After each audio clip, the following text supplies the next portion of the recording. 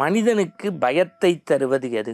பொதுவாக என்னை பொறுத்தவரை ஒவ்வொரு செய்திகள் ஒவ்வொரு மனிதனுக்கு பயத்தை தரும். ஆனால் வேதாத்ரி மகரிஷி எழுதுகின்றார், மனிதனுக்கு மரணம் என்கின்ற செய்தி மட்டும்தான் நிரந்தர பயத்தை தரும் அப்படின்னு எழுதுகிறார். எப்போதும் மனிதன் சிந்திக்க வேண்டியது எது?